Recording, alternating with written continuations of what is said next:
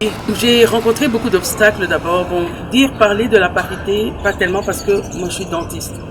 Et quand on est dentiste, on est le seul docteur devant des patients. Je n'ai pas de concurrent. Je peux travailler avec des collègues hommes, mais vous avez une chaise déjà. Quand vous dites que vous êtes dentiste quelque part, ça veut dire que vous avez la chaise. Pas encore ce combat paritaire qui naît dans ça. Et la difficulté énorme, sont les statistiques et les normes. Nous devons savoir qu'en République démocratique, nous n'avons pas les normes. Ce n'est pas quelque chose à cacher, il n'y en a pas. Donc, s'il y en a à quelqu'un moment, mais il n'y en a pas.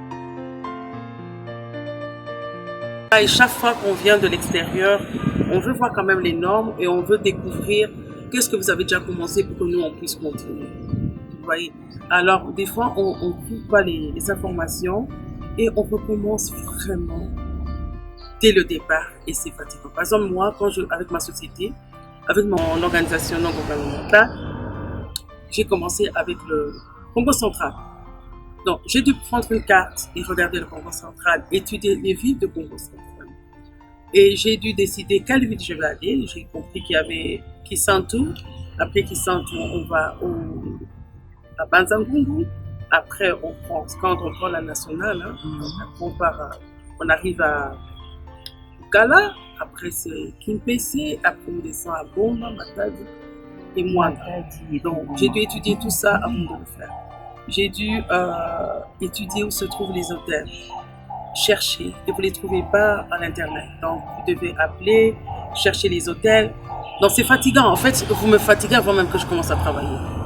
Vous devez connaître la population, connaître comment ils fonctionnent. Parce que dans le République de Martinique, il y a quand même 400 et quelques tribus et différentes langues. Donc, vous devez connaître comment. C'est notre pays, on doit les connaître aussi, on ne doit pas les fuir. Donc, connaître tout ça, aller, donc ça m'a... J'ai beaucoup appris, mais il y avait quand même des difficultés. La première difficulté, c'est que j'ai dépensé beaucoup d'argent, peut-être 3 fois plus que je devais dépenser. Ça veut dire que ça diminue le nombre de communautés que je devais visiter. Donc, ce sont des difficultés qu'on rencontre, mais je crois que les difficultés en tant qu'entrepreneur, nous aident à devenir des bons entrepreneurs. Parce que sans difficulté, sans opportunité, il n'y a pas d'opportunité. Sans opportunité, il n'y a pas d'entrepreneuriat. Donc, ça m'a appris à parler à ces habitants et à leur demander leurs compétences. Et ils ont pu libérer leurs compétences. Ils ont pu dégager beaucoup de choses en eux. Et je leur ai dit, la communauté les appartient. Et que c'est eux à œuvrer. Et nous, en tant qu'organisation non gouvernementale, nous venons les booster à faire ce que eux déjà peuvent faire. Et je leur dis, ce sera fait par vous, pas par quelqu'un d'autre. Vous devez prendre en charge votre communauté. Et c'est comme ça que nous allons développer la République démocratique du Congo. Et c'est comme ça que nous avons organisé le 2 juin le premier assainissement. Donc on va faire l'assainissement de Kisantu. Et on a invité Banzangungu pour venir voir comment on va faire parce que il ne faut pas que j'aille dans chaque ville chaque fois. C'est trop d'argent. Donc, je leur ai appelé pour venir voir le miroir de ce qui va se passer ce jour-là. Et comme ça, ils peuvent aller recopier la même chose ailleurs et ça sera la même chose pour le Gala, Boma, Matadi et Mwanda pour parler seulement du Congo central.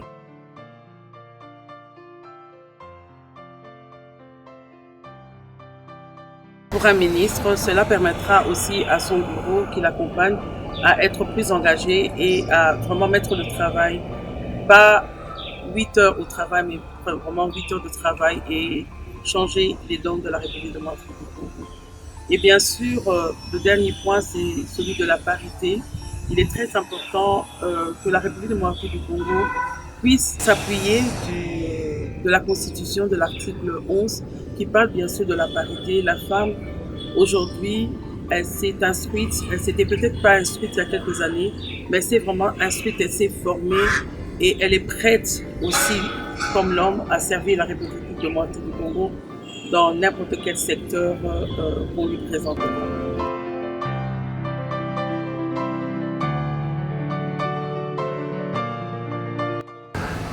Moi, Sia Moutia, la femme de valeur, la femme riche, la femme congolaise, la femme africaine. Moi, Sia Moutia, femme docteur, femme médecin, femme infirmière, femme politicienne, femme maraîchère, femme ménagère. C'est cette femme qui se lève chaque matin pour son pays. C'est cette femme qui se lève chaque matin pour amener ses enfants à l'école. C'est cette femme qui se lève chaque matin pour savoir qu'il faut un changement. C'est cette femme qui se lève chaque matin malgré la guerre, qui se dit il y a encore un lendemain. Cette femme, Yamutuya, c'est une femme qui veut changer les choses. C'est une femme qui ne veut pas seulement recevoir un prix, mais qui veut changer les choses. C'est cette femme qui a compris que la valeur de la femme ne réside pas seulement dans son vêtement, dans sa parure extérieure, mais aussi dans sa parure intérieure. Avoir une organisation qui met en valeur cette femme, Yamutuya, et je ne peux que dire merci et féliciter cette organisation qui s'est levée, qui s'est dit que nous devons non seulement présenter cette femme, mais nous devons aussi présenter cette femme à la communauté afin que beaucoup de femmes puissent les suivre et puissent aussi changer ce qui se passe en République démocratique du Congo. Parce qu'à la fin de l'histoire, c'est de la République démocratique du Congo qu'il s'agit. On a passé beaucoup d'années dans la guerre, on a passé beaucoup d'années dans le manque de parité, on a passé beaucoup d'années dans cette souffrance intérieure. On veut aujourd'hui que Mwasi Yamutuya ait la parole, non seulement avec ses verbes, mais avec son faire et ses dires.